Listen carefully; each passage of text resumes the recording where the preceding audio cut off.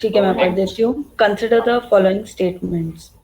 The motion to impeach a judge of the Supreme Court of India cannot be rejected by Speaker of Lok Sabha as per the Judges Inquiry Act 1968.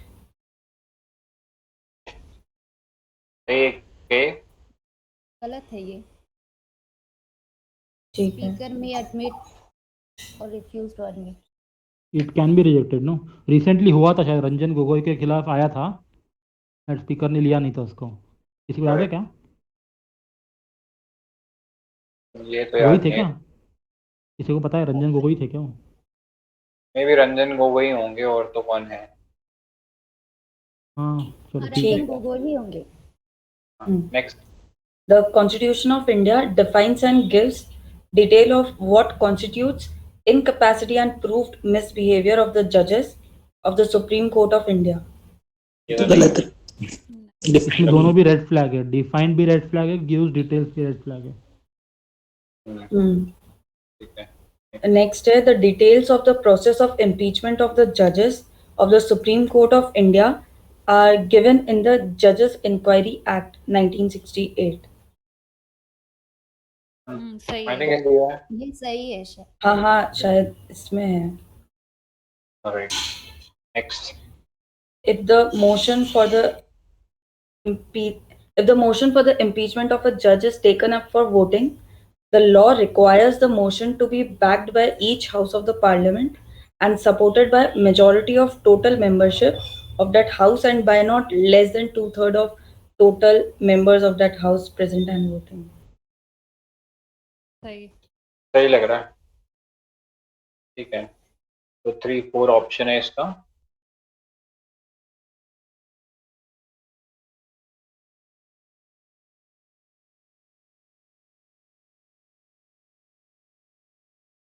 Question number 1 का सी. ठीक है.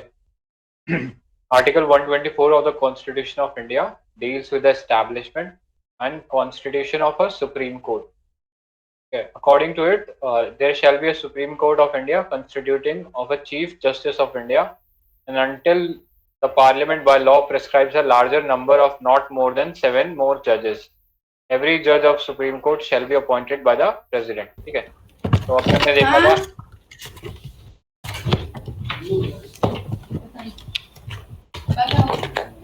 देखिए mic off. एक second.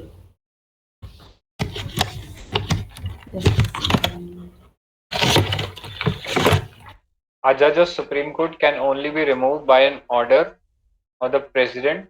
Such an order can be issued only after an address by the Parliament has been presented to him in the same session for the removal. The President must be the address must be supported by a special majority, that is the majority of total membership of the House and a majority of not less than 2/3 members present and voting. क्या तो special majority वाला concept है. The grounds for removal of prove misbehavior and incapacity हमने कर ही लिया. Alright. और एक और ये दोनों डिफाइन नहीं है. The Parliament has enacted the Judge Inquiry Act 1968 to regulate the impeachment process. According to it, a removal motion must be signed by at least 100 members in case of Lok Sabha and 50 members in case of Rajya Sabha. The presiding officer may admit the motion or refuse it. ठीक है, ये वाला statement देखा था हमने. Speaker उसको refuse भी कर सकता है. If admitted, a 3-member committee to investigate into the charges is constituted by the presiding officer, and the committee should consist of a Chief Justice or a judge of a Supreme Court, a Chief Justice of a High Court, a distinguished jurist. ठीक है, तो ये 3 लोग होने चाहिए उसमें. Then, if the committee finds the judge to be guilty of misbehavior or incapacity, then the House can take up the consideration of the motion. After the motion is passed by each House of the Parliament by a special majority, an address is presented to the President for the removal of the judge. Finally, the judge passes an order to remove the judge. Okay. The removal of judge of Supreme Court and that of High Court is a quasi-judicial process. Till now, no judge has been impeached. Next, okay. Question number 2. So, consider the following statement. A person who has held the office as permanent judge of a high court cannot plead or act in any court or before any authority in India except of Supreme Court. सही है क्या? काफी है तो extreme नहीं, लग रहा है, गलत ही होगा मेरे ख्याल से, ऐसा कुछ पढ़ा नहीं है। बड़ा एक्सट्रीम सा लग रहा है तो। सही जज है। नहीं प्ली कर सकते ना। नहीं, हाई कोर्ट का कर सकता है। हाई कोर्ट का सुप्रीम कोर्ट में कर सकता है और किसी लोअर कोर्ट में नहीं कर सकता। अच्छा, सेकंड वाला, a person is not qualified for appointment as a judge of the high court in India unless he has for at least 5 years held a judicial office in the territory of India. ये सही है क्या? नहीं, ये तो गलत है ना। 10 इयर्स है गलत ना, क्यों? 10 10 इयर्स है ना ये। इन कंडीशंस में ये नहीं है, मतलब एडवोकेट की ऑफ जगह हाई 10 कोर्ट है। फॉर 10 इयर्स, और फिर अगर एडवोकेट, हाँ फिर क्या है, हाँ जज of supreme court for 5 years, मतलब और करके, और एक है सिटीजन ऑफ इंडिया, बस ये।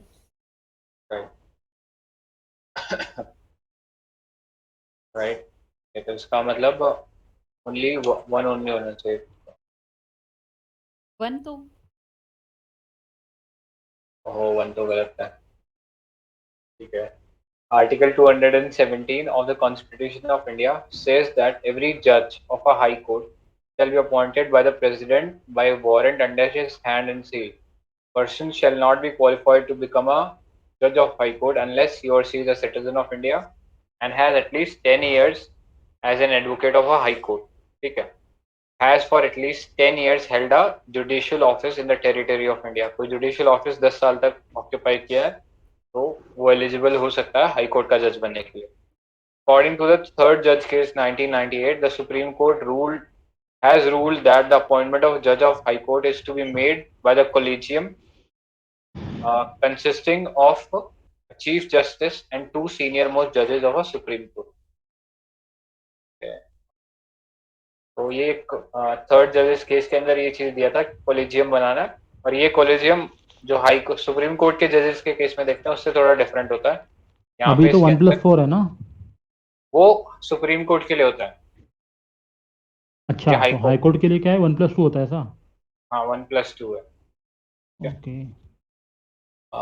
ये कोलिजियम वाला 2 जजेस केस नहीं था? कोलेजियम वाला पहले सेकंड जज केस भी था और फिर थर्ड जज केस भी था। तो थर्ड जज केस के सेकंड जो जज केस था उसमें ना उन्होंने बोला था कि उन्हें कंसल्ट करना है, मतलब जो सीजीआई उसको कंसल्ट करना है।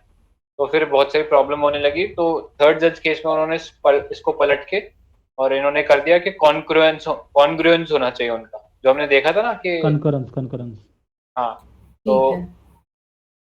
यार एक चीज संजय, आर यू श्योर कि सुप्रीम कोर्ट के लिए 1+4 है एंड हाई कोर्ट के लिए 1+2 है?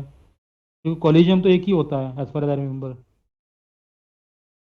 मेरे ख्याल से तो इसका तो मैंने यही पढ़ा है, बाकी किसी के पास और हो तो एक बार मैं चेक कर लेता हूँ। किसी को पता तो ये बोल दे यार दोनों कोई के और। लिए एक ही कॉलेजियम होता है, ये सही कह रहे हैं हाँ आप। सही कह रहा है, ये 1+2 ही है हाई कोर्ट के अरे लिए। 1+4 होता है यार, वो तो रिसेंटली 1+4 होता है, नहीं जिसमें नहीं, ये भी दिया हुआ है कि हाँ, पता नहीं, 2 हाई अगर कोर्ट के लिए बता रही है डिसेंट में, वो दो एक ही कॉलेजियम है ना, हाई कोर्ट के जजेस के लिए भी और सुप्रीम कोर्ट के जजेस के लिए भी। अरे नहीं देखो मेरे पास क्या लिखा है हाई पता है कोर्ट क्या? के 1 मिनट मैं बता देता हूँ। मतलब मेरे पास लिखा है फर्स्ट जजेस केस में 1982 में हुआ था, तब बोला गया था कि consultation is not equal to concurrence and executive हाँ, इज ये फर्स्ट सुप्रीम। जजेस केस था। फिर सेकंड जजेस केस हुआ था 1993 में, मतलब 10 साल के बाद अप्रोक्सीमेटली, तब बोला कि consultation is equal to concurrence and CJI plus 2 लोग मिलके बनाएंगे डिसीजन।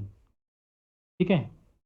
फिर थर्ड जजेस केस आया 1998 में, तब कॉलेजियम को डिफाइन करा था CGI+4 एंड उसमें एक और लाइन बोली थी कि द डिसीजन मस्ट बी अनएनिमस। ठीक है। कंसल्टेशन CGI+4 एंड अनएनिमस होना चाहिए। प्रेसिडेंट एक्सेप्ट कर सकता है या फिर रिकंसिडरेशन के लिए भेज सकता है। एंड अगर सुप्रीम कोर्ट के लिए 1+4 ही है, बट हाई कोर्ट के लिए 1+2 है। ये भी यही लग रहा है। बाकी एक बार ये लक्ष्मीकांत ने दिया है क्या ये चीज़ क्योंकि जहाँ तक मुझे याद है यार एक ही मैंने पढ़ा था। ये मैंने पढ़ा है या कहाँ पढ़ा है, लक्ष्मीकांत में ही होगा फिर। नहीं, लक्ष्मीकांत पे तो ऐसा स्पेसिफाई नहीं किया है कहीं भी। एक ही कोलिजम की बात की है उन्होंने, लेकिन ये दूसरा वाला कोलिजम देख लो फिर। High Court Collegium is led by Chief Justice and four senior most judges of that court. Names recommended by a High Court Collegium reaches the government only after approval by Supreme Court and CJI and Supreme Court Collegium. Judges of higher judiciary are appointed only through collegium system. For CJI, here. The Chief Justice of a High Court is appointed as per the policy of having Chief Justices from outside the respective state. Okay. Higher courts are recommended by collegium comprising of CJI and two most judges. Okay. Correct है.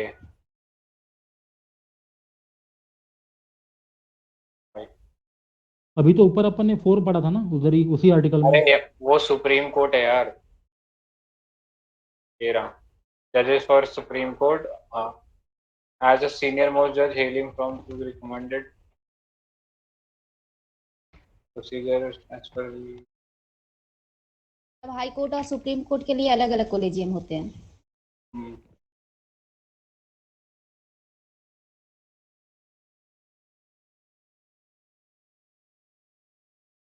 West Collegium is headed by CJI and comprises four other senior most judges of the court. यहाँ हाँ वो पे line है ना, high court हाँ. Collegium वाला लिखा था ना वो। High Court Collegium is led by Chief Justice and four senior most judges of that court. ये हाई कोर्ट की कोलिजियम की बात कर रहा है. तो वही तो बात चल रही है ना अपनी। हाई कोर्ट के हाई कोर्ट के अंदर जज को कौन अपॉइंट करता है? वो कोलिजियम सुप्रीम कोर्ट की जो कोलिजियम है वो डिसाइड करेगी किसको अपॉइंट करना है. जैसा अभी हम वो नहीं देख रहे थे, एक किसी मुस्लिम को वो अपॉइंट करे थे एमपी का, क्या नाम बोलते हैं, सीजीआई चीफ जस्टिस, बाद में उसको हटा के त्रिपुरा का बना दिया था. ठीक है। ये मतलब इन लोग का जो कोलेजियम है, मतलब ये भी अपनी राय देता है, बट ये सुप्रीम कोर्ट के 1+2 के ही ऊपर डिपेंड करता है कि वो उन्हें अप्रूव करते हैं या नहीं करते हैं। मतलब ये कोलेजियम भी रहता है, बट इसका वो इसका काम इसका काम रिकमेंडेशन देना है कि ये नाम हम दे रहे हैं, इनको आप कंसिडर कर लो. ठीक है. उसमें नीचे लिखा भी है ना एक स्टेटमेंट, उसको पढ़ लो, उसमें लिखा हुआ है यही. क्या? Names recommended for the appointed by a High Court Collegium reaches the government only after approval by the CJI and Supreme Court Collegium. वही वाली स्टेटमेंट है. अच्छा, मतलब ये यहाँ से 1+5 हाई कोर्ट वाले भेजेंगे सुप्रीम कोर्ट के पास, फिर वो 1+2 बैठेगी, वो सीजीआई के पास भेजेंगे अगर हाई कोर्ट का क्वेश्चन है, राइट? करेक्ट. और सुप्रीम कोर्ट को तो 1+4 ना, क्या कंट्रोवर्सी हुई थी ना, गवर्नमेंट ने जो नाम सजेस्ट किया गया था वो भेजा नहीं था। हाँ, मतलब उन्होंने, लेकिन वो रिकंसिडरेशन के लिए भेजा उन्होंने उसके बाद बदल भी दिया, तो इतना वो हार्ड एंड फास्ट नहीं है कि वो रिजेक्ट कर रहे हैं, ऐसा कुछ है. Next, independence of the judiciary is of utmost importance in a democracy. The Constitution has ensured the independence of the judiciary by mode of appointment. Judges are appointed by the president in consultation with the judiciary itself. Okay. Second, security of the tenure. This means that they do not hold office during the pleasure of president, even though they are appointed by him. Okay. ये एक चीज ध्यान में रखने की है. Fixed service condition है. Salaries, allowances, privilege, pensions of the judges of High Court is determined by the Parliament and they cannot be changed to their disadvantage. But एक condition है, financial emergency के दौरान ऐसा किया जा सकता है. Then expenses are charged on the consolidated. इसमें शायद ऐसा कुछ है ना, salaries consolidated fund of India में होती है and pension consolidated fund of state में होता है, ऐसा कुछ है क्या? उल्टा बोल दिया. जो क्या बोलते हैं, सैलरी जो होती है वो जाती है कंसोलिडेटेड फंड ऑफ स्टेट से. ठीक है. क्योंकि मैं उस स्टेट में सर्व कर रहा हूँ तो ऑटोमेटिकली स्टेट है वो. हाँ, तो वो स्टेट मुझे सैलरी देना चाहिए.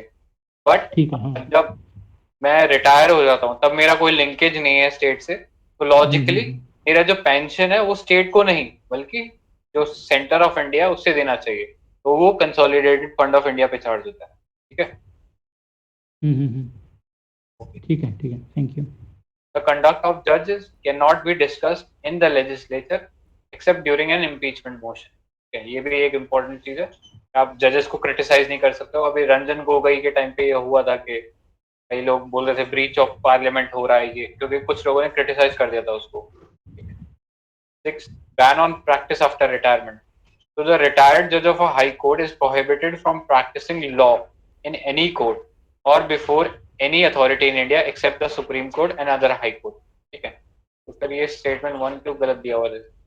A person who has held office as the permanent judge of a high court cannot plead or act in any court or before any authority except, अच्छा ठीक है, यहाँ पे वो हाई कोर्ट के अंदर भी कर सकता है दूसरे में, तो ये चीज ध्यान में रखना। Alright. 7th, power to punish for its contempt is vested in the High Court to maintain its authority, dignity and honor. ठीक है, इस प्रोविजन को क्या बोलते हैं? पावर टू पनिश, इस प्रोविजन को क्या बोलते हैं? कंटेम्प्ट ऑफ कोर्ट क्या? कोर्ट ऑफ रिकॉर्ड बोलते हैं क्या? हाँ, कोर्ट ऑफ रिकॉर्ड तो हो गया, जो भी उन्होंने लिखा ना, जो भी जजमेंट दिया वो कोर्ट ऑफ रिकॉर्ड हो गया, उसको फिर एविडेंस की तरह यूज किया। इसी का हिस्सा है वो, हाँ, मतलब राइट, कंटेंट भी राइट। उसी के अंदर आता है। अक्षय सही बोल रहे हैं, वो कोर्ट ऑफ रिकॉर्ड एक ब्रॉडर थिंग है, उसके अंदर आता है वो contempt of court. Court of record supreme court के अंदर आर्टिकल 129 के अंदर आता है, जिसके अंदर दो चीजें हैं, recording for perpetual memory and contempt of court, दोनों भी उसी के अंदर आता है। अच्छा, कोर्ट ऑफ रिकॉर्ड, ठीक है, हाँ ठीक है। ठीक है। तो ये बताओ कोर्ट ऑफ सॉरी ये कंटेम्प्ट ऑफ कोर्ट कैसे शुरू किया जा सकता है किसके अगेंस्ट? एक तो सो मोटो हो सकता है, या फिर शायद ये चाहिए, क्या बोलते हैं उसको, अगर कोई और पीआईएल फाइल कर रहा है तो फिर अटॉर्नी जनरल का ये चाहिए अप्रूवल, या क्या बोलते हैं, कंसेंट। ठीक है, सही बोला, correct. Next is the jurisdiction of a high court as given in the constitution cannot be curtailed by the legislature. ठीक है, तो हमने देखा था कि जैसे ही कोई स्टेट जो है, जो स्टेट का जो लेजिस्लेचर है, कोई ऐसा लॉ लाता है जहाँ पे हाई कोर्ट की पावर को कर्टेल करने की बात होती है, उसको फिर वो प्रेसिडेंट की अप्रूवल के लिए रखना पड़ता है। ठीक है, ये भी हमने देखा था। इसमें कर्टेल नहीं कर सकता लेकिन एक्सटेंड कर सकता है जुरिसडिक्शन को। करेक्ट। और यही चीज सुप्रीम कोर्ट के लिए भी ट्रू है, कर्टेल नहीं कर सकता बट बढ़ा सकता है। देन 9th है article 50 of the constitution of India direct the state to separate the judiciary from the executive, ये भी हमने देखा हुआ है पहले डीपीएससी में। Next, the high court is given freedom, article 40 Panchayati Raj है ना, okay. 10, the high court is given the freedom to appoint its staff without any interference from the executive. okay, अपना स्टाफ भी वो लोग खुद सेलेक्ट कर सकते हैं, उसमें कोई किसी मतलब क्या बोलते हैं वो एसएससी वगैरह या जो सेंट्रल एजेंसी है उनसे नहीं कराते, खुद ही अपॉइंट करते हैं। ठीक है, डन हो गया। नेक्स्ट क्वेश्चन नंबर 3, कोई पढ़ेगा इसको? The mode of removal of a judge of a high court in India is same as that of a removal of a judge of the Supreme Court. सही है। है ना, ठीक है। Then, after retirement from the office, a permanent judge of a high court cannot plead or act in any court or before any authority in India. तो हमने देख ही लिया अभी, ये तो अभी पढ़ा ना? ये तो अभी पढ़ा है, ये तो गलत है। अच्छा, एक चीज बताओ, अगर पहले स्टेटमेंट के अंदर रिमूवल की जगह पर अपॉइंटमेंट कर दिया, क्या वो ट्रू होगा? अब तो नहीं ट्रू होगा ना, तो सिस्टम अलग है ना उसका। सिस्टम भी अलग है, क्वालिफिकेशन का क्राइटेरिया भी अलग है।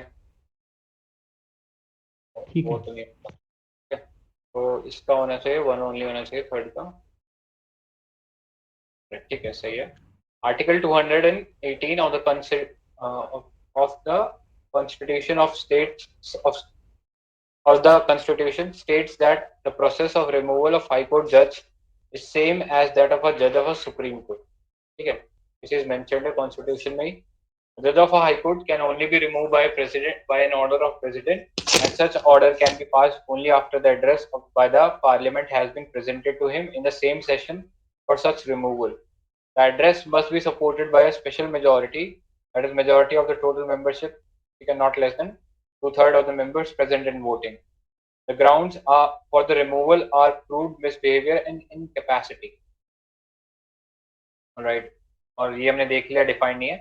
फिर पार्लियामेंट हैज एनेक्टेड द जज inquiry act 1968 to regulate the impeachment process. ठीक है, ये सारा हमने पहले ही देख लिया, तो देखने की आपको जरूरत नहीं है.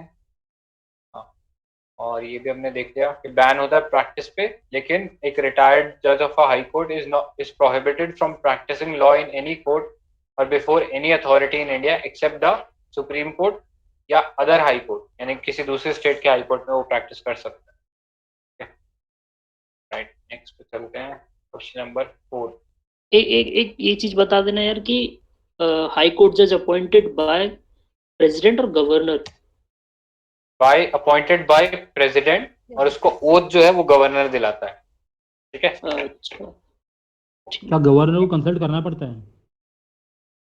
गवर्नर को हम्म, आई डोंट थिंक, नहीं करना पड़ता ना, अभी कहाँ देखा हमने. वो लिखा तो तो है कोलिजियम वैसे. करेगा ना जो काम करेगा. हाँ, मतलब मेरे पास ऐसे लिखा हुआ है कि president plus CGI plus collegium and plus governor का रिकमेंडेशन मांगते हो, ऐसा कुछ. अच्छा, हाँ, try कर या देख लेकिन लेते हैं. वही मतलब, देख लेते हैं.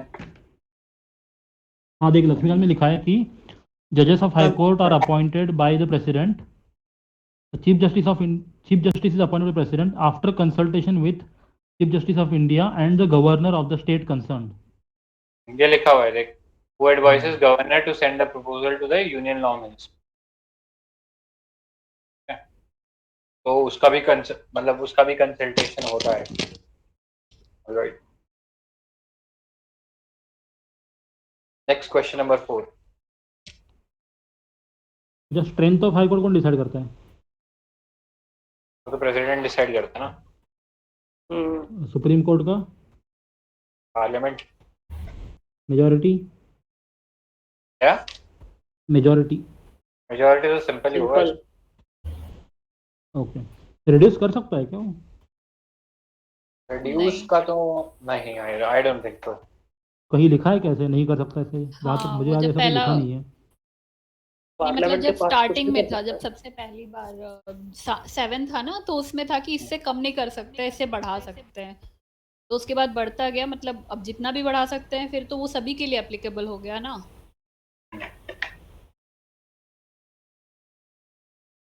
यार मतलब मुझे ऐसा कहीं स्पेसिफिकली याद नहीं आ रहा है कि कम कर नहीं सकते ऐसा. जैसे अभी अगर 34 है अभी, अगले साल लगा कि भाई मोदी को 30 करना है, 29 करना है, थोड़ी ना बैन है उस पर. बट छोड़ो, लक्ष्मीकांत नॉट में लिखा इम्पोर्टेंट. हुआ है, एक बार आप देख लीजिएगा. अच्छा ठीक है ठीक है. ऑलराइट, फोर्थ वाला कोई पढ़ेगा? मैं पढ़ देती हूँ. What is the provision to safeguard the autonomy of the Supreme Court of India? While appointing the Supreme Court judges, the President of India has to consult the CJI. सही है ना? ठीक है, सही है. सही है. The Supreme Court judges can be removed by CJI only. नहीं, गलत है. देखा अपन ने. The तो salaries of the judges are charged on the Consolidated Fund of India, to which the legislature does not have to vote. Correct. अभी Correct. देखा ना. All appointments of officers and staff of the Supreme Court of India are made by the government only after consulting CJI. Staff or officers.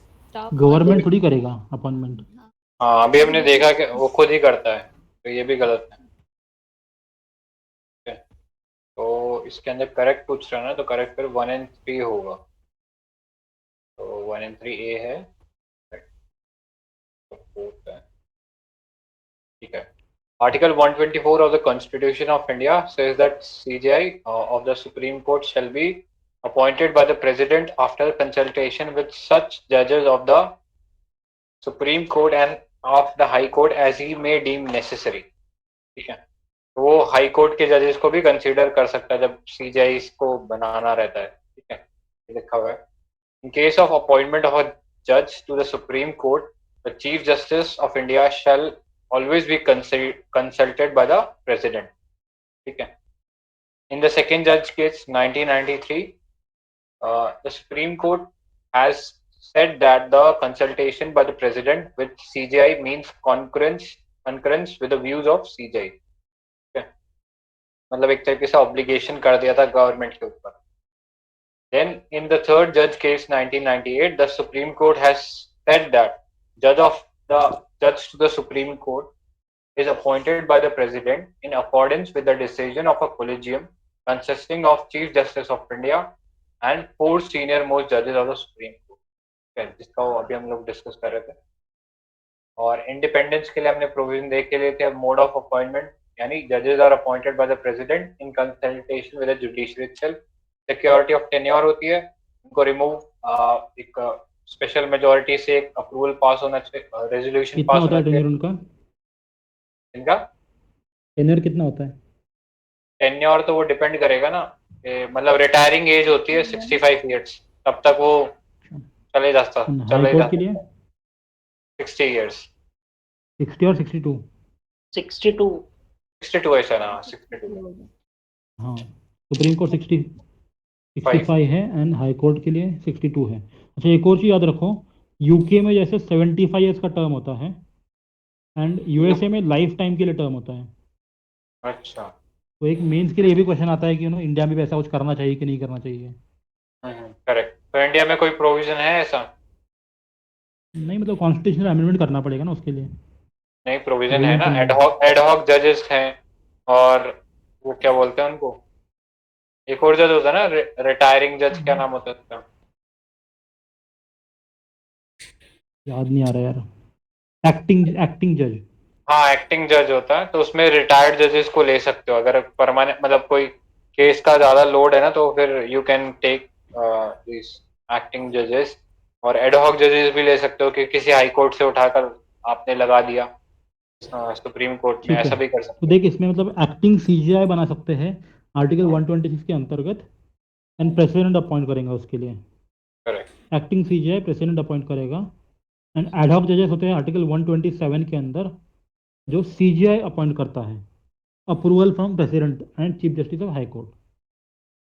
ये acting जजेस, ये इनके ad hoc मतलब जजेस कि बोला मैंने। नहीं, एक्टिंग जजेस जो बोल रहे हो, ये अपनी एज के बाहर भी मतलब रिटायर होने के बाद भी कर सकते हैं या उनके पीरियड में ही कर सकते हैं वो लोग? नहीं, मतलब रिटायर्ड हो गए तब भी कर सकता है। नहीं, ना वो ना, एक्टिंग में नहीं आएगा। एज लिमिट, हाँ वो एक्टिंग में नहीं आएगा वो।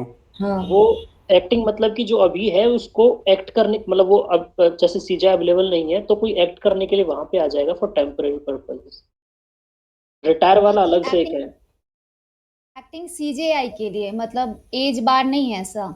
नहीं, मतलब जो भी अभी तक सुप्रीम कोर्ट के जजेस हैं उन्हीं में से कोई एक्ट करने आएगा, बाहर से नहीं बुलाएंगे किसी को। और वो भी रिटायर 65 पे हो जाते हैं। हाँ, अगर वो रिटायर होगे तो फिर वो उसमें नहीं होंगे ना। जैसे अभी 34 है, तो अगर किसी को एक्ट करना हो तो इन्हीं में से किसी को बुलाया जाएगा। इसका एक्टिंग जज का है 124 आर्टिकल, 127 है एडहॉक का, और 128 है रिटायर्ड जजेस का। एक्टिंग वाले का 126 है यार, 124 तो सुप्रीम कोर्ट है ऐसा बोलता है वो। और जाओ एक सेकंड, इसमें देखो, लक्ष्मीकांत में वैसे दिया हुआ नहीं है। कहाँ से निकाला तुमने? गूगल से किया है क्या? मैंने तो कॉन्स्टिट्यूशन से लिया हुआ है शायद, ये मुझे नहीं याद है। और मेरे तो किसी के नोट्स है। तो रिटायर्ड का कौन सा था? रिटायर्ड का 128। एडिशनल जज है रिटायर्ड वाला शायद। यार रिटायर्ड वाला है क्या? 128 अलग है क्या?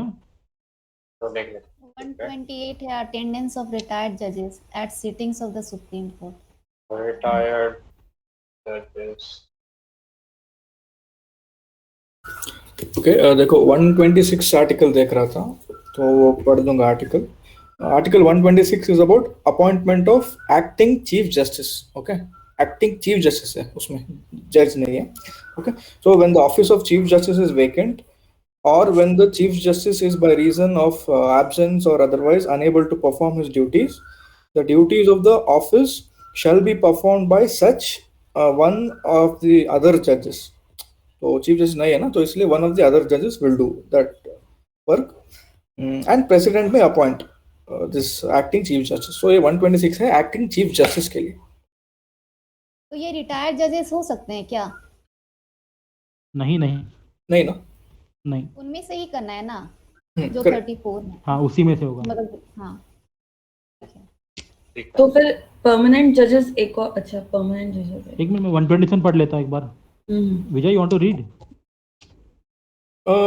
Okay, I'll read. 127 is about appointment of ad hoc judges. Okay, so ad hoc मतलब if at any time there should not be a quorum of judges of Supreme Court available to hold or continue any session of the court. क्या है? छोड़ दो, काम का नहीं है. हाँ, after consultation with Chief Justice of High Court concerned, he can appoint some ad hoc judges. ऐसा कुछ है. और वो जो Basically, quorum Chief बोला Justice वो of number India of can judges- appoint the ad hoc judges with consultation with Chief Justice of High Court and approval from the President. ये आगे लिखा होगा कहीं पे. ठीक है, वही सेम चीज यहाँ पे क्या वहाँ बोला है ना कि मतलब कोरम नहीं है तो फिर एड हॉक जजेस ये कर सकता है, तो कितना होना चाहिए नंबर ऑफ जजेस? कोरम ऐसे कोई वो नहीं है, जैसा मतलब केस लोड ज्यादा होता है तब भी वो कर सकता है, या फिर अगर चीफ जस्टिस ऑफ इंडिया या chief justice of any high court छुट्टी पे तब भी कोई एक्टिंग चीफ जस्टिस चाहिए होगा, तो वो उस केस में बनाना पड़ता है. ठीक है. अच्छा, एक और चीज, जो आर्टिकल इसमें क्लियरली लिखा हुआ है कि ऐसा जज लेना चाहिए जो ड्यूली क्वालिफाइड हो टू बी अपॉइंटेड जज ऑफ सुप्रीम कोर्ट. मतलब कि ऐसा नहीं कि जो रिटायर्ड होगा उनको ले सकते हैं.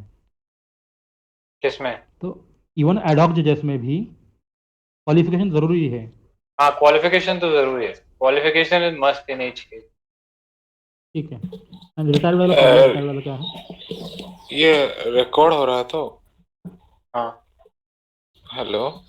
हाँ, रिकॉर्ड हो रहा है भाई. हाँ ठीक है ठीक है ठीक है ठीक है.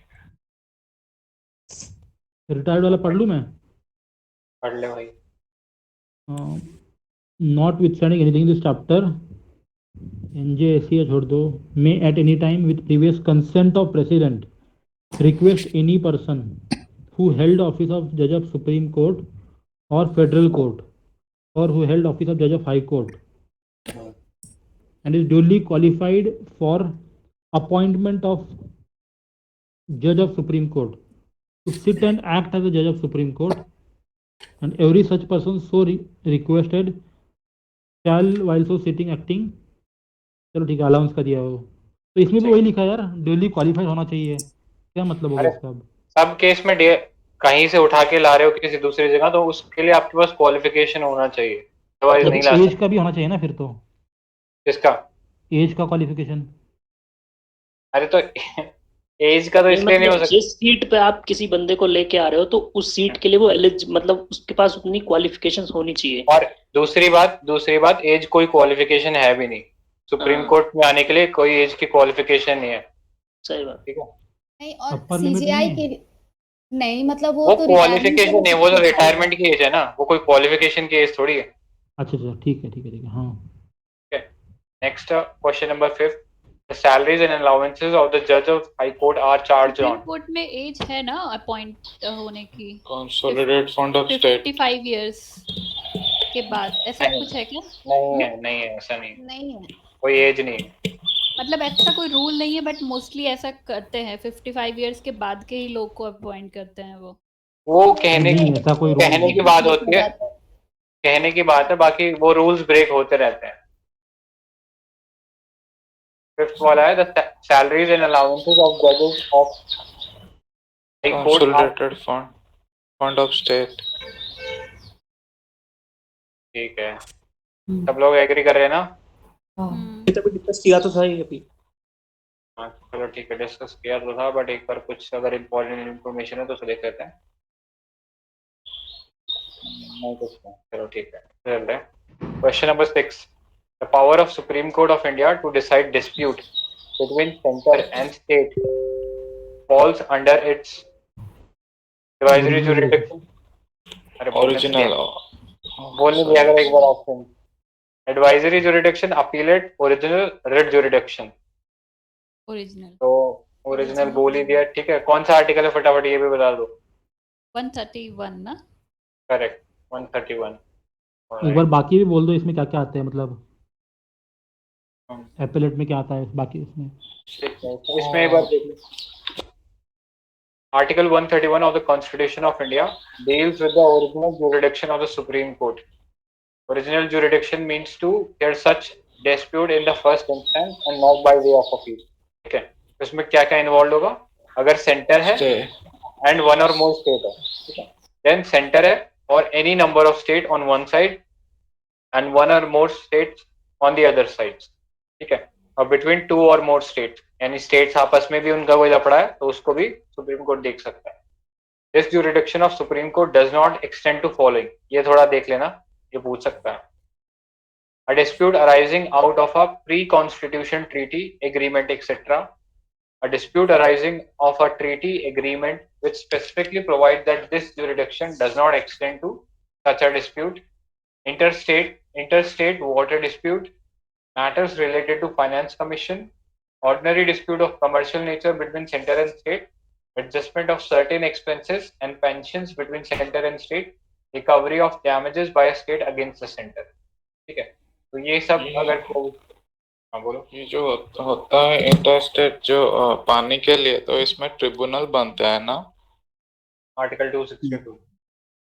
हाँ ठीक है ठीक है। राइट, बाकी अपीलेट तो उसके पता ही है बाइंडिंग होते हैं डिसीजंस, किसके वाटर ट्रिब्यूनल्स के बाइंडिंग होते हैं ना डिसीजंस। बाइंडिंग होते हैं। और बाकी बाइंडिंग जो होते हैं लेकिन एप्लीकेशन भी होता है उसका, मतलब सुप्रीम कोर्ट में जा ही रहा है आजकल। हाँ, आर्टिकल अब 142 दिया हुआ है ना, तो फिर तो वो कहीं पे भी जा सकते हैं। बाकी टेक्स्ट में ऐसा लिखा है कि उनका बाइंडिंग भी होता है। करेक्ट। ठीक है, Then, फिर क्या है, ओरिजिनल जुरिडिक्शन देख लिया, रेट पता ही, आर्टिकल 32। नेक्स्ट पे चलते हैं। So the following are included in the original jurisdiction of the Supreme Court. A dispute between between the central government and one or more state.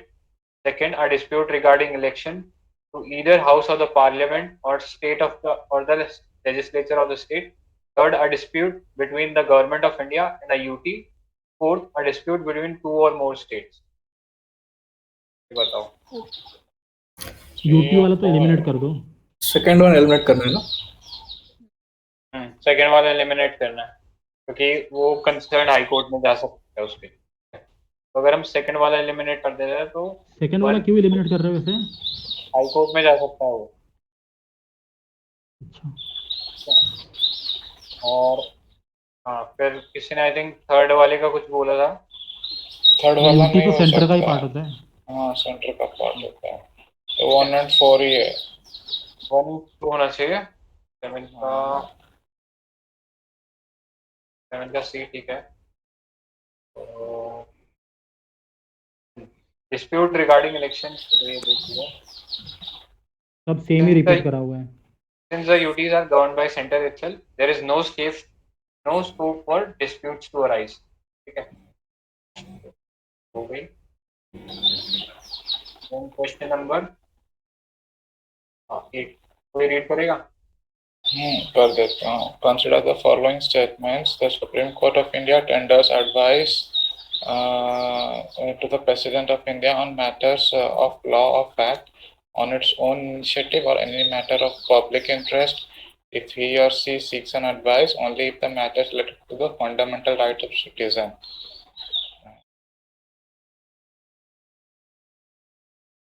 तीन ही है।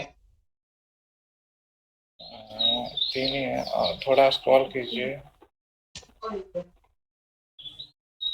तीसरा तो गलत है ना?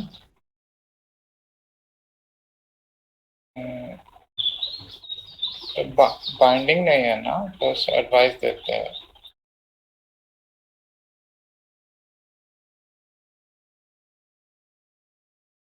हेलो, बस एडवाइस बी वाला तो सही है और ऊपर वाला तो ऑन इट्स ओन इनिशिएटिव तो नहीं लग रहा। ऑन इट्स ओन तो नहीं है, सो मोटो तो नहीं देता है, वो मांगने पे ही देता है। वो हमने दो कंडीशंस पढ़े थे ना, कोई pre it must be a constitution. Question of ऐसा लॉ तो कुछ और नहीं है ना फैक्ट। कि फंडामेंटल राइट से रिलेटेड वो तो नहीं हाँ, थर्ड भी तो मुझे पूछा नहीं जाए। लग रहा। वो थर्ड जो तो कंडीशन क्या थे? पेज एक तो 26.7 में है on pre on any constitutional question. Treaty था, और एक regarding laws and law order, और fact. Maintaining law and order. Pre constitutional treaty में मतलब तो ओनली आंसर एडवाइस होगा ना इसका।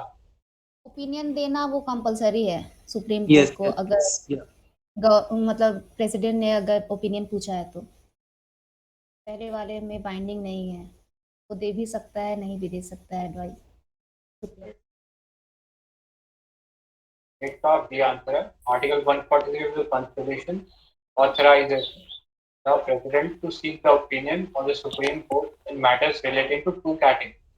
पहला, on question of law or fact of public importance which has arisen or which is likely to arise. Second, on any dispute arising out of a pre-constitutional treaty. The Supreme Court gives its opinion only when asked by the President. In the first case, the Supreme Court may give or refuse to give its opinion to the President, but in the second case, the Supreme Court must give its opinion to the President. Important है. Second वाले case में dispute देना mandate है.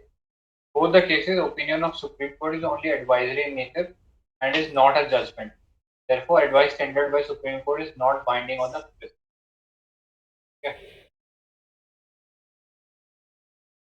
Question number 9. Confuse नहीं होना। Question मतलब number 9. हाँ.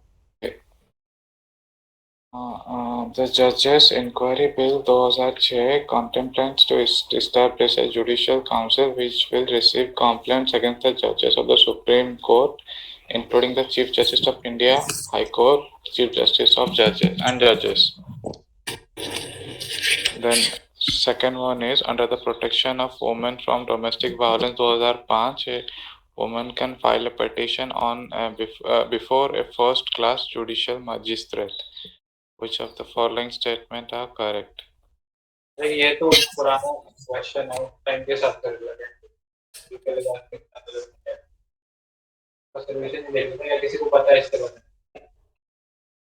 मुझे तो इसका आंसर भी नहीं मिला लक्ष्मीकांत में। क्या protection?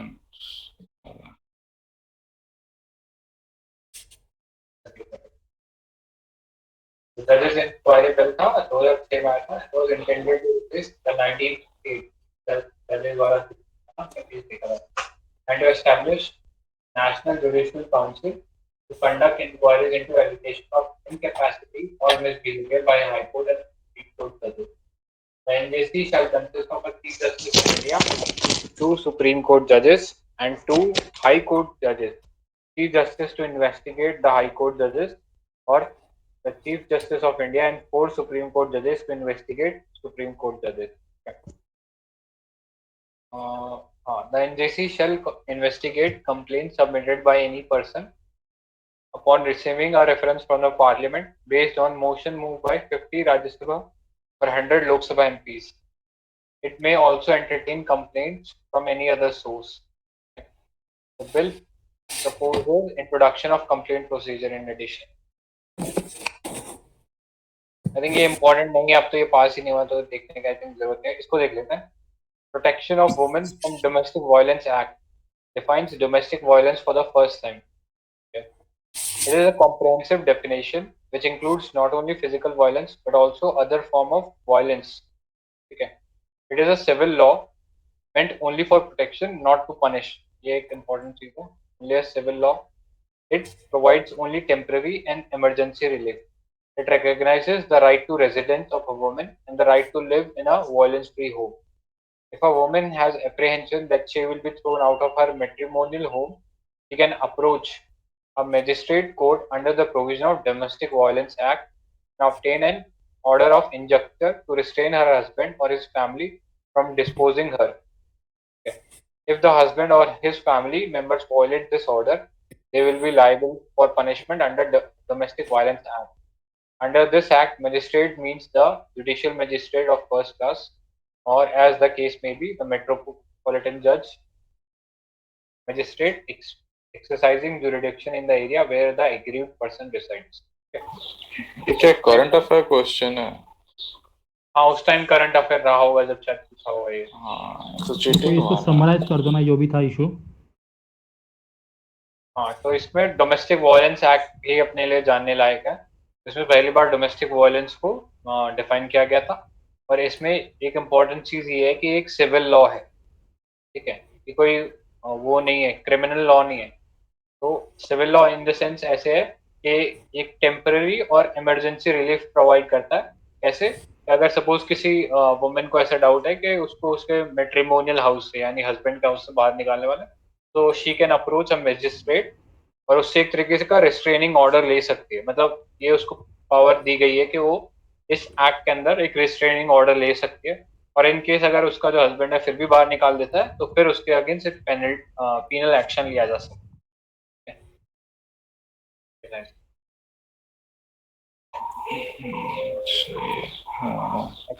The power to enlarge the jurisdiction of the Supreme Court of India with respect to the any matter included in the union list of legislative power rests with the parliament होगा ना. हाँ, parliament ही लग रहा है यार. Parliament ही होगा. हाँ, parliament ही होगा. Legislative power rest with union. हाँ, ठीक है, ठीक है. देख लो सोल्यूशन ही. ठीक है. 10th का ये है. Article 138 of the Constitution of India says that Parliament by law may extend the jurisdiction of Supreme Court on any matter in the union list of the legislative powers. Supreme Court simple majority है. The Supreme Court jurisdiction can also extend to other matters by a special agreement between center and the state. However, Parliament has no authority to curtail the jurisdiction of the Supreme Court that is guaranteed by the Constitution of India. Okay, ये चीज हमने पहले भी discuss कर ली. Right. Question number 11. Question number 11. Consider the following statements. The Parliament cannot enlarge the jurisdiction of the Supreme Court of India as its jurisdiction is limited to that conferred by the Constitution. सही है क्या? गलत. अभी देखा ना.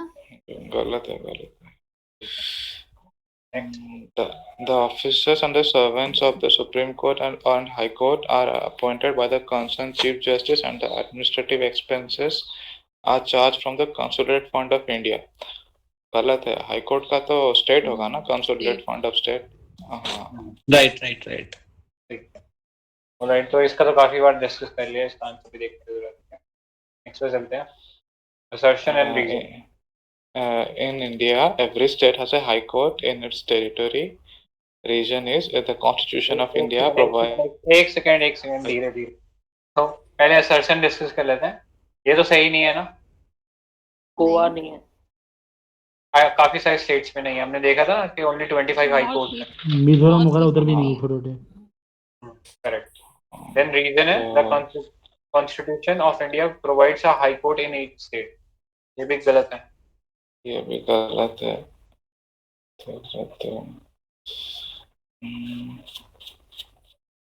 दूसरा सही है ना. प्रोवाइड करता है ना. अरे यार, दो फॉल्स नहीं है क्या?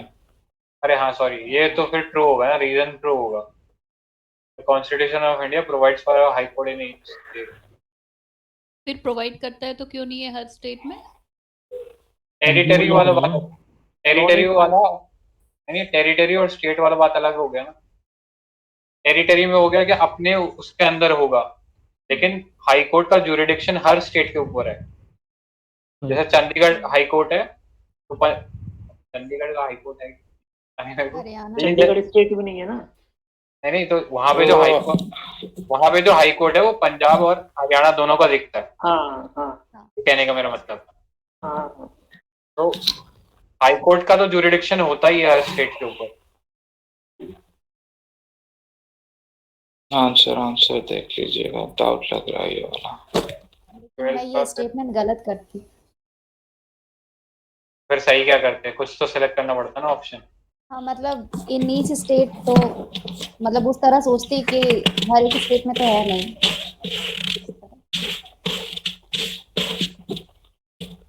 ओके, इसका आंसर देख लेते हैं एक बार। 12 का ए है, क्या कर दिया? गलत होगा यार ये, पढ़ लेते हैं। अच्छा, इसने तो करेक्ट एक्सप्लेनेशन भी दे दिया इसमें। Article 214 of the Constitution provides that there shall be a high court for each state. Okay, high court for each state. But the 7th Constitutional Amendment Act of 1956 has authorized the Parliament to establish a common high court for 2 or more states. Therefore, every state in India doesn't have a high court within its territory. Territory में नहीं है. At present, there are 25 high courts in India, out of which 3 are common high courts. जैसा कि गुवाहाटी है. The Guwahati deals with Assam, Arunachal Pradesh, Nagaland, and Mizoram. Okay. The High Court of Chandigarh deals with the matters of Punjab, Haryana, and Chandigarh. Okay. The High Court at Mumbai deals with Maharashtra and Daman and Diu. Delhi is the only union territory to have a separate High Court. ठीक है. Recently अभी आंध्रा का जो है वो shift होकर अमरावती में चला गया है. तो ये एक right. और अभी केरला वाला चल रहा है. आई थिंक केरला वाले में भी कुछ कर दिया उन लोगों ने, तो पता है क्या? कैलकाटा के साथ था ना, अंडमान एंड निकोबार का शायद। हाँ, क्वेश्चन आया था ना। हाँ करेक्ट। और लक्षद्वीप का अभी तक केरला में था, बट आई थिंक शायद वो एलजी वगैरह ने शायद इसको चेंज कर दिया। किसी को आइडिया हो तो बता देना। क्या चाहिए? क्या चाहिए? मैं क्या पूछ रहा हूँ, मैं शायद उसने चेंज कर दिया है, पता नहीं कुछ चल रहा था ना अभी लक्षद्वीप का, पक्का नहीं है मेरे को। हाँ मेरे को भी पक्का नहीं है, तो अगर है तो देख लेना एक बार। आई थिंक यार ये शायद फिर क्वेश्चन ही गलत दिया हुआ है। इस क्वेश्चन को एक बार चेक कर लेंगे क्या था इसका स्टेटमेंट में कुछ पंगा कर देना। लाइफलाइन है क्या? सॉरी मतलब विजय जी है क्या? विजय जी ऊपर बोल नहीं सकता। हाँ ठीक है ठीक है। मतलब ये शायद स्टेटमेंट चेक करना पड़ेगा, कुछ स्टेटमेंट में इसमें पंगा है। ये तो फॉल्स है ना, ये तो इसमें। हाँ ये तो फिर फॉल्स ही होगा, टेरिटरी में तो बिल्कुल भी नहीं है। सॉल्यूशन में ही कॉन्ट्राडिक्ट कर रहे हैं वो स्टेटमेंट को। करेक्ट वही। बाकी एक बार, क्योंकि इन स्टेट वाली बात है ना, वो पहले था, वो बाद में उसको चेंज कर दिया गया। ठीक है, तो देखना पड़ेगा कि क्या क्वेश्चन था एग्जैक्टली, कुछ हो गया प्रॉब्लम। पे चलते हैं। Which of the following High Court has the territorial jurisdiction over Andaman and Nicobar Island? Kolkata. Kolkata Calcutta दिया हुआ है, इसमें डिस्कशन करना चलो next 14। Consider the following statement regarding high courts in India. There are 18 high courts in the country. 3 of them have jurisdiction over more than one state. No union territories has a high court of its own. The judges of the high court hold office till the age of 62. Fourth one is right. Third one is wrong. Delhi के पास है ना। भी wrong है। Second सही है। नहीं है। Second सही है। सेकंड कैसे सही? 3 से ज्यादा है अभी तो देखा ना। हाँ अभी तो देखा ना, 3 से ज्यादा एक है। 3 of them. कैलकाटा का है, वो चंडीगढ़ वाला है, और मुंबई का है। महाराष्ट्र मुंबई है, आसाम है, और वो हरियाणा वाला लक्षद्वीप भी है। कोलकाता भी है स्टेट थोड़ी मानेंगे। हाँ तो स्टेट नहीं मानेंगे ना।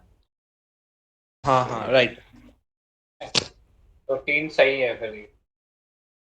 तो 2 and 4 होल्ड ऑफिस के लिए जब 2 and 4 होना चाहिए ना। अच्छा ये पुराना क्वेश्चन होगा ना तब। हाँ पहला भी सही मान रहे होंगे। सही बोल रहा है। पहले ये चीज सही होगी, अब नहीं।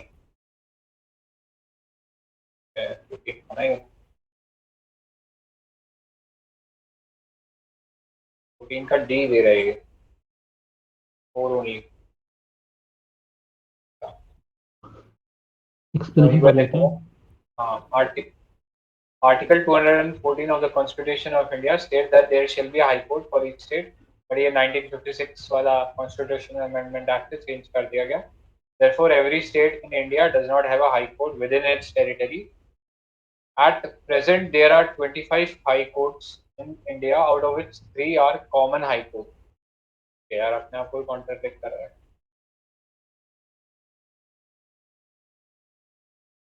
वो एट प्रेजेंट लिखा है ना, तो वो पहले वाले क्वेश्चन के हिसाब से होगा. ये अभी जो आंसर बनाया ये लोग. हाई कोर्ट एट ये तो अपने देख लिया. Delhi is the only UT with a high court. Recently ये भी देख लिया. सारा भी देख लिया तो नेक्स्ट चलते हैं. Question number 15. 15. How many high courts in India have jurisdiction over more than one state? Union territory is not included. ठीक है. B होगा ना 3. हाँ ये भी देख लिया. अभी तो पढ़ा ये 3. एक सेकंड. कैलकाटा वाले का और कहाँ दिया हुआ था? Andaman and Nicobar island. वो तो यूनियन टेरिटरी है. अंडमान था. हाँ तो यूनियन टेरिटरी नॉट इंक्लूडेड है ना, तो फिर इसका आंसर 2 हो जाएगा ना. क्यों? ये नहीं है ना, महाराष्ट्र में एक, पंजाब का एक और एक नॉर्थ ईस्ट में. यूटी इज नॉट इंक्लूडेड कर रहा है. हाँ तो पंजाब हरियाणा का एक हो अलग गया, interpret गोवा कर रहा महाराष्ट्र है. का एक हो गया. संजय तू जैसे इंटरप्रेट कर रहा है वैसा नहीं पूछ रहा क्वेश्चन शायद. नहीं संजय, गोवा महाराष्ट्र में गोवा भी है ना, गोवा एक स्टेट है. दादरा तो वो काउंट दादरा नहीं कर रहे तो हो. है. क्या? ठीक है, दादरा नगर तो यूटी है ना. ठीक है. हाँ वो नहीं, बट कैलकाटा वाला का, कैलकाटा का और कहाँ था? कैलकाटा का कैलकाटा अंडमान में था, पर वो include नहीं होगा इस क्वेश्चन में. तो अंडमान नहीं इंक्लूड होगा ना इसमें. हाँ इसमें नहीं होगा, लेकिन असम में है ना 3-4. असम में नॉर्थ ईस्ट वाला. नॉर्थ ईस्ट वाले तो होंगे ना, नॉर्थ ईस्ट वाले. हाँ अरुणाचल, मिजोरम, नागालैंड. करेक्ट. फिर 3 ही होगा.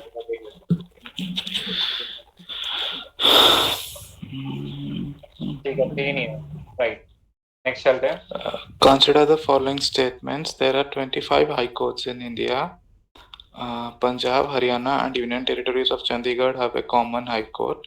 National Capital Territory of Delhi has a high court of its own. ठीक है. ये देख लिया. फैक्चुअल क्वेश्चन है पूरा.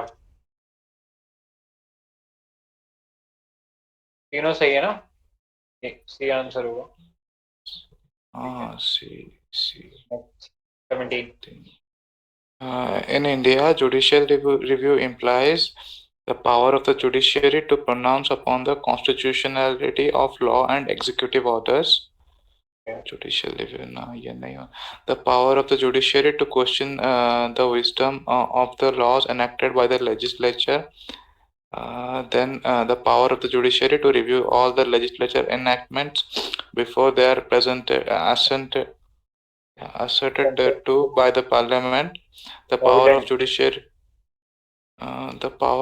judiciary to review its own judgment earlier in the similar or different cases. Judicial review तो दो इंक्लूड करता है ना.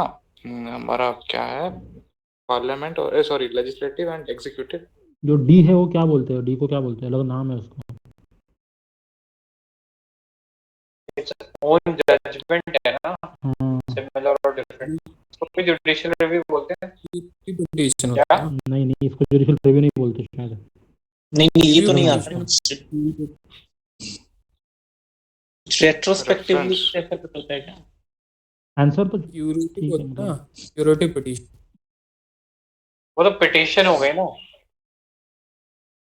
अगर पिटीशन नहीं आई है तो अगर आप तब भी अपने आप को रिव्यू कर ही सकता है अपने जजमेंट को. से भी तो हो सकता है ना. सो मोटो भी ले सकते हैं. क्यूरेटिव पिटीशन सो मोटो होती नहीं. नहीं हाँ वो सो मोटो नहीं होती क्यूरेटिव पिटीशन को. बी को कैसे गलत बोल रहे हो? मतलब बी का रीजन क्या है गलत होने का? The power of judiciary to question the wisdom of laws enacted by legislature. यार वो विजडम को नहीं करते हैं. वो स्पेसिफिक जो रूल है उसको करते हैं कि भाई ये रूल जो है वो anti constitutional. Procedure establish by law वाली बात आ जाती है ना. मतलब ए एंड बी काफी क्लोज ऑप्शंस है, बट ए हाँ सीम्स मोर मुझे अप्रोप्रिएट।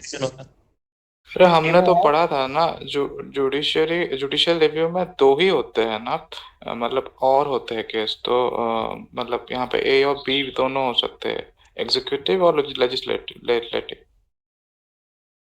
तो लिख रहा है ना ये में, the power of judiciary to pronounce upon the constitutionality of laws and executive orders, अच्छा हाँ इसमें दोनों इंक्लूड हो गए।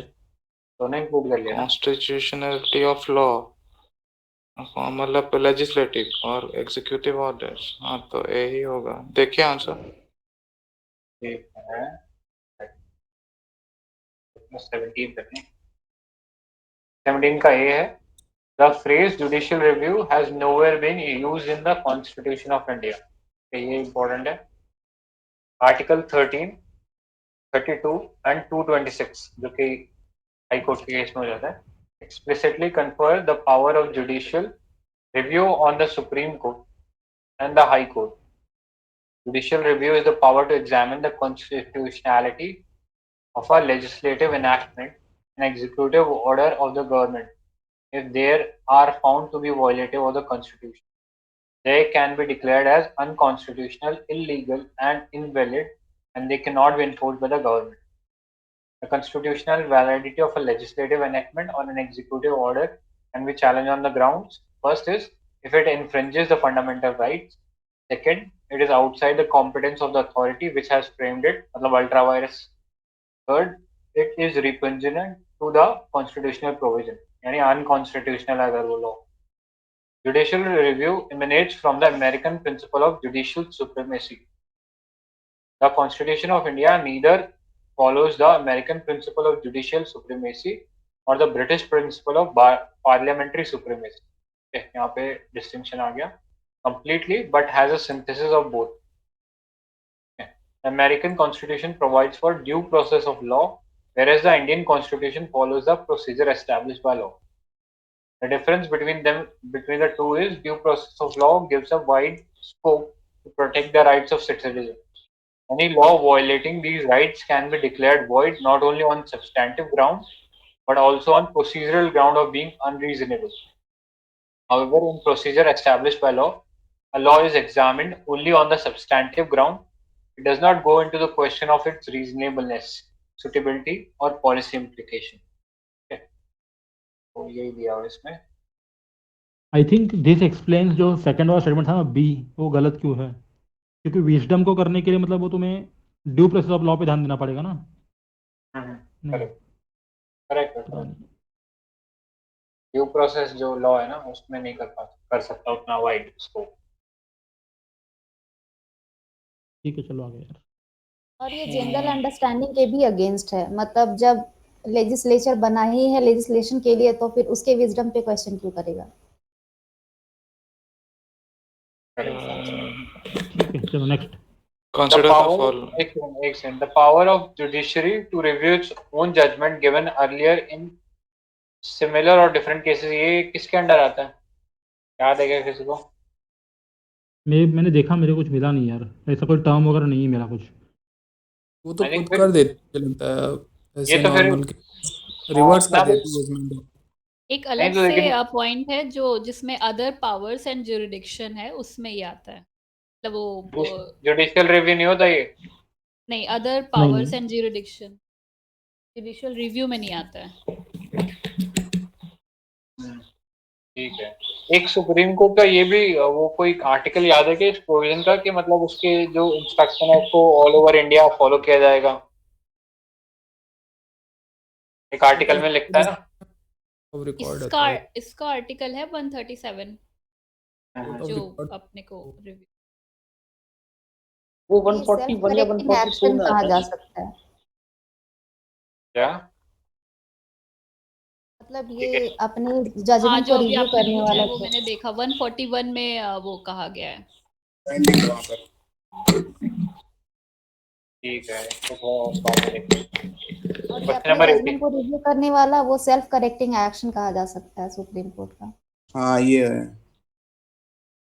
तो बताओ seat of the high court कौन से होती, सीट ऑफ सुप्रीम कोर्ट कौन सी है? दिल्ली है ना। तो कौन चेंज कर सकता है? प्रेसिडेंट। कीजिए। CJI प्रेसिडेंट से बात करके। हाँ, प्रेसिडेंट से बात करनी पड़ेगी। सीजीआई करता है, प्रेसिडेंट से अप्रूवल की जरूरत नहीं है उसको। वो नहीं पता, लेकिन क्या चीज, मतलब एक बार फिर अथॉरिटी से बोल सीजीआई की है, दीजिए। मतलब उनसे पूछ करके, मतलब वही उनसे डिस्कशन करके। हाँ, मेरे ख्याल से उससे पूछ के ही कर सकता है प्रेसिडेंट। वो लेना यार होता है। मेरे पास ऐसा कुछ लिखा नहीं है, मतलब आई एम नॉट श्योर। नहीं, ये उसमें लक्ष्मीकांत में दिया हुआ है कि he can take decision only with the approval of president. हाँ, ठीक लिखा है, हुआ है decided with the approval of president. Okay okay, ठीक है। Consider the following statements. The 44th Amendment to the Constitution of India introduced an article placing the election of Prime Minister beyond judicial review. The Supreme Court of India struck down the 99th Amendment to the Constitution of the India as being violative of the independence of judiciary. तो 40 पहले first 44th वाला में तो बताओ। नहीं है, ऐसा नहीं है ना 44th में। ऐसा कुछ नहीं है, उल्टा उन्होंने तो सब कुछ रिवर्स किया था। तो जुडिशियल वगैरह सब इन पावर्स उनकी इंक्रीज करी, तो फर्स्ट तो गलत होना चाहिए। सेकंड, हाँ, ये तो वो NJIC वाला है ना। तो NJAC वाला है। हाँ, तो सही है ना ये, तो फिर सेकंड वाला। इंडिपेंडेंस ऑफ ठीक है। जुडिशरी। क्वेश्चन नंबर 18 का beat. Sorry. Article 71 of the Constitution provides that dispute arising out of election of president, vice president, shall be decided by the Supreme Court. Dispute relating to the election of Prime Minister and Speaker shall be regulated by the provisions of Representation of People's Act 1951. Under this Act, High Court has jurisdiction to adjudicate an election petition filed against them. ठीक है, तो चाहे PM हो या normal कोई MP हो, उनके against high court ही देखता है। The 39th Constitutional Amendment Act of 1975 removed the authority of Supreme Court and High Court to adjudicate on petition regarding election of the President, Vice President, Prime Minister and the Speaker of Lok Sabha. ठीक है, ये इंदिरा गांधी के time पे किया था। Instead, a body constituted by the Parliament would be vested with the power to resolve such dispute. Article 71 was amended and Article 329A was inserted in the Part 15 of the Constitution. However, these provisions were repealed by the 44th Constitutional Amendment Act of 1978. Okay, right. The 99th Constitutional Amendment Act (NJAC) के लिए था, a body responsible for the appointment and transfer of judges to the higher judiciary in India. The NJC would have replaced the collegium system for the appointment of judges to a higher judiciary.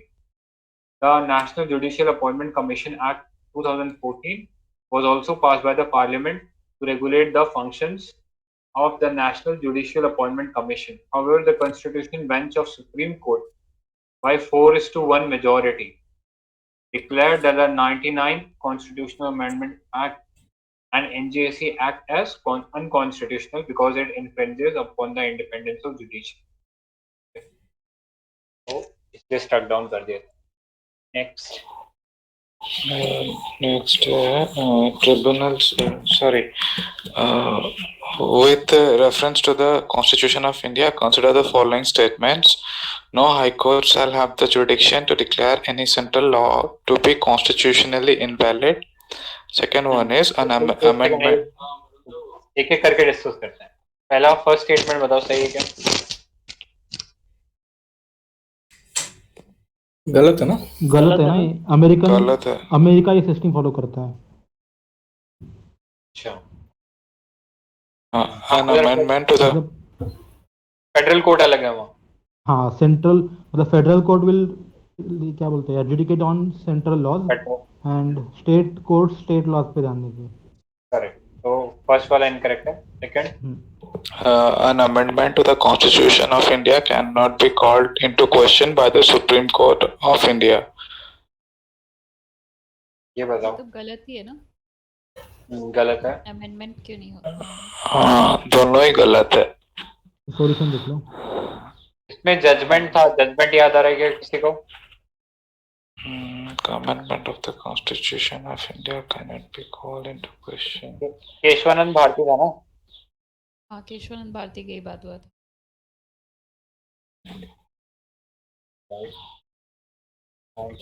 Solution देख लो, इसमें दिया है 19 का दिया है। हाँ, दोनों incorrect है। The 42nd Constitutional Amendment Act of 1976 curtailed the judicial review power of High Court. It debarred High Courts from considering the constitutional validity of any central law. However, the 43rd Constitutional Amendment Act of 1977 restored the judicial review power of High Courts with respect to union laws. Okay. The 42nd Constitutional Amendment Act of 1976 amended Article 368 of the Constitution of India and declared that there is no limitation on the constituent power of the Parliament, and no amendment to the Constitution can be questioned in any court on any ground, including that of the contravention of any fundamental right. However, Supreme Court in Minerva Mills case invalidated this provision as it excluded judicial review, which is a basic feature of the Constitution. The power of the judicial review, which the Supreme Court even includes checking the constitutional validity of the Constitutional Amendment Act. तो इन्होंने amendment ला दिया था 1976 के अंदर article 368 के अंदर, जिसमें उन्होंने ये बोल दिया था कि अमेंडमेंट को आप चेक नहीं कर सकते, ठीक है। लेकिन बाद में मिनर्वा मिल केस में 1980 के अंदर उन्होंने इस चीज को इनवैलिडेट कर दिया। और आई गेस संजय वो आप बोल रहे थे ना कि कौन से जजमेंट में बोला है, तो वो गोलकनाथ 1967 में था ना, उन्होंने वही रिवर्स कर दिया था। उन्होंने 1952 में ऐसा बोला था कि कॉन्स्टिट्यूशन को हम चैलेंज नहीं कर सकते। सुप्रीम कोर्ट ने बोला था कि अगर कॉन्स्टिट्यूशन अमेंडमेंट होता है तो उसको हम लॉ नहीं मानेंगे, मतलब उसको हम चैलेंज नहीं कर सकते। लेकिन 67 में गोलकनाथ वाले ने बोला था कि वो भी एक लॉ है। करेक्ट करेक्ट, क्योंकि उन्होंने मतलब फंडामेंटल को सुप्रीम कर दिया था ना, इसका मतलब उसको चेंज नहीं किया जा सकता, तो अमेंडमेंट को भी लॉ ही मानेंगे उस दिन। गोलकनाथ 67 मतलब ऑप्शन में आएगा तो गोलकनाथ लगाएंगे ना। ये फिर मिनर्वा मिल्स ये क्या चीज यहाँ पे एक बार उन्होंने मिनर्वा मिल ने तो 40 बाद में 40 उन्होंने क्या किया 42nd में 368 की स्टेटमेंट को ही चेंज कर दिया।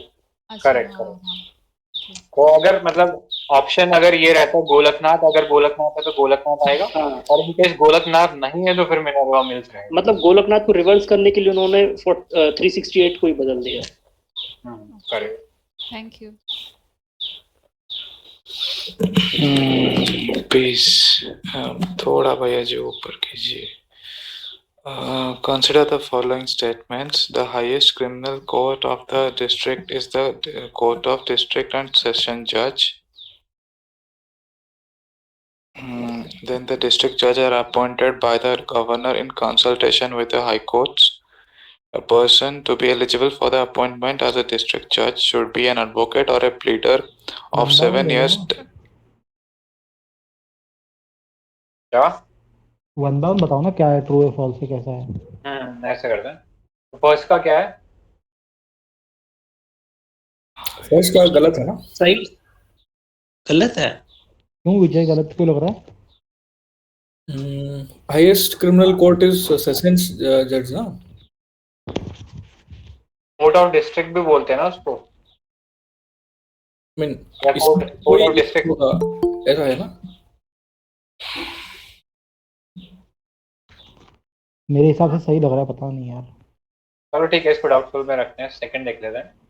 डिस्ट्रिक्ट जज are appointed by the governor in consultation with the high court. ये सही है। ये भी सही है। Yes, सही है।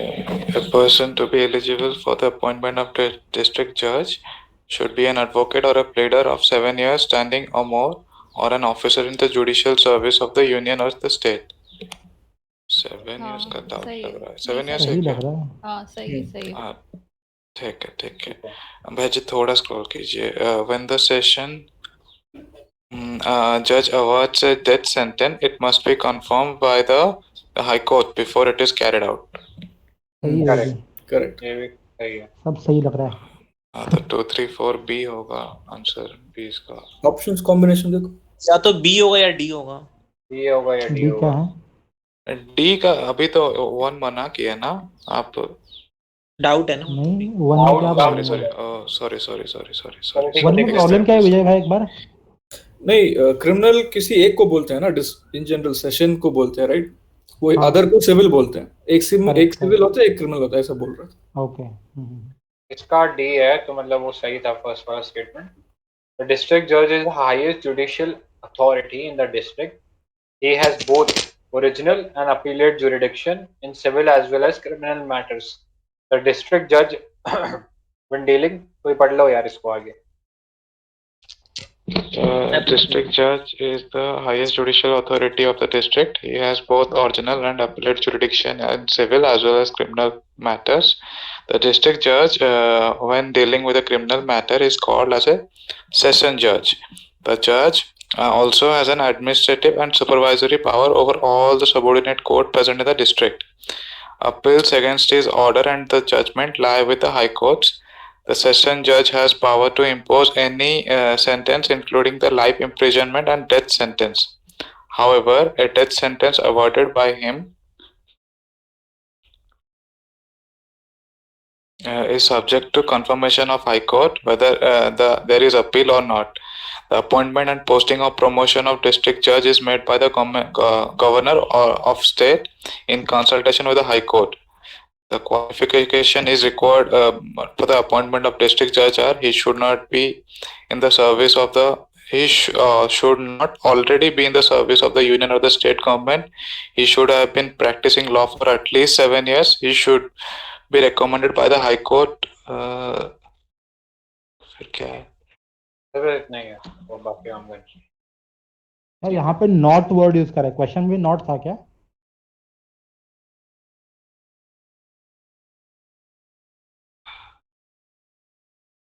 थर्ड तो फॉल्स होना चाहिए ना फिर तो। नहीं, वो सर्विस के लिए है ना, नॉट इन सर्विस वो स्टेटमेंट है। ठीक है। और नेक्स्ट 21। अभी करना है 21, 21? खत्म कर देते ना आज के लिए, काफी हो गया आई थिंक। भाई इसके 27 है, भी पॉल साइंस का आंसर लिखना है मेरे को। हाँ यार ठीक है। किसका answer? Pol science optional Alright. Optional. आज का